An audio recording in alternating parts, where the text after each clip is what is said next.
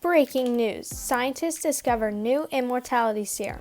For more on that, we go to our medical correspondent, Telomerase. Scientists may have discovered a new serum that could drastically lower death rates. The question is it real? Whoa. This isn't true because two things limit us from doing that. Telomeres and telomerase. Think of the telomeres as those plastic parts on the end of your shoelace. Every time you use your shoelace, the plastic part breaks a bit and is eventually so broken that it's no longer useful. That's kind of what happens to your telomeres.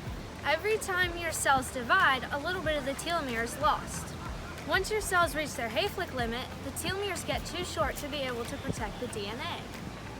At this point, your cells reach something called senescence. As you grow older, more and more cells become senescent. An example of this is senescent pigment cells. They turn white instead of their natural color.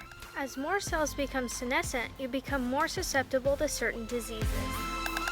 Let's talk about the second thing, telomerase. Scientist Elizabeth Blackburn Hi everyone. and her colleagues were studying a type of pond scum called tetrahymena. They noticed that its telomeres didn't shorten and sometimes grew even longer. Because of the telomerase, the tetrahymena were immortal. Her team won the Nobel Prize for their discovery in 2009. You might be wondering, why can't we just buy bottled telomerase?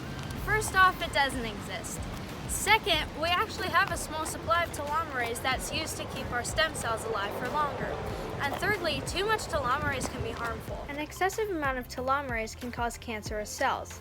The cells would keep on growing, and sometimes that growth can become dangerous and turn into a life-threatening tumor.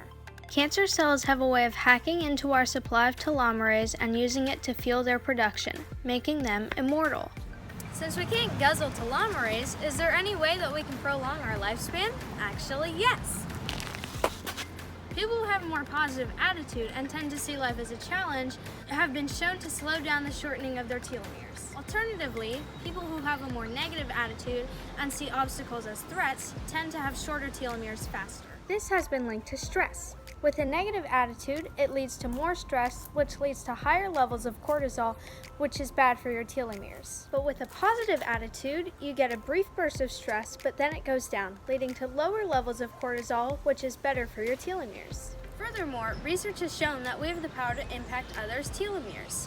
For example, tight-knit communities have been shown to improve telomere maintenance, but people who feel unsafe in their neighborhoods consistently have lower telomere lengths. Instead of thinking of it as a responsibility, think of it as a challenge.